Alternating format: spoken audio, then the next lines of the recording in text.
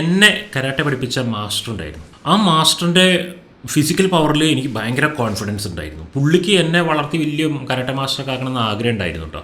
പക്ഷേ പാതി വഴിയിൽ വെച്ച് ഞാനതൊക്കെ നിർത്തി. അപ്പോൾ പുള്ളി ഒരിക്കൽ അവിടെ 2 കരാട്ടെ ടീമാണുള്ളത്, 2 മാസ്റ്ററാണുള്ളത്. ആ മാസ്റ്ററിൻ്റെ കയ്യിൽ അത്യാവശ്യം ഗുണ്ടായിസൊക്കെ ഉണ്ട്. അപ്പോൾ എൻ്റെ മാസ്റ്റർ ഒരു നല്ല മനുഷ്യനായിരുന്നു പുള്ളി, പക്ഷെ നല്ല ഫിസിക്കാണ് പുള്ളി. പക്ഷെ പുള്ളി ഒരിക്കൽ രാത്രിയിൽ റോഡിൽ വെച്ചിട്ട് മറ്റേ കരാട്ടെ മാസ്റ്ററും അദ്ദേഹത്തിൻ്റെ ചിങ്കിടികളും ചേർന്ന് മർദ്ദിച്ചു. ഇദ്ദേഹം തല്ലുകൊണ്ട് ഹോസ്പിറ്റലൈസ്ഡായി. വലിയ കേസൊന്നുമല്ല, ചെറുതായിട്ട് എന്നാലും ഒരു അടി കിട്ടിൻ്റെ ചതവൊക്കെ ഉണ്ടായിരുന്നു.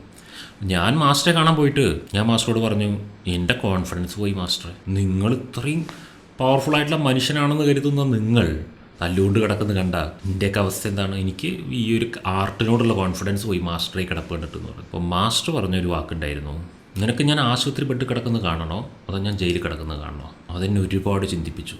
സ്വന്തം പവർ നല്ലപോലെ ബോധ്യമുള്ള വ്യക്തി ആരെയും തലേ കയറാൻ പോയില്ല. മനസ്സിലാവുന്നുണ്ടോ? ഈ മർമ്മം പറഞ്ഞവൻ കാളെ തല്ലില്ല എന്നൊരു ചൊല്ലുണ്ട്. അപ്പോൾ ഈ മാസ്റ്റർ എംപവേർഡാണ്. മാസ്റ്റർക്ക് മാസ്റ്ററിൻ്റെ കൈക്കരുത്തിൻ്റെ മേലുള്ള കോൺഫിഡൻസ്. അതാണ് ആ ചോദ്യം, ഞാൻ ബെഡ് കിടക്കണോ അതോ ജയിലിൽ കിടക്കണോ? എംപവേർഡ് ആയിട്ടുള്ളൊരു വ്യക്തി ആരെയും തലേ കയറാൻ പോയില്ല, നിറകുടം തുളുമ്പില്ല.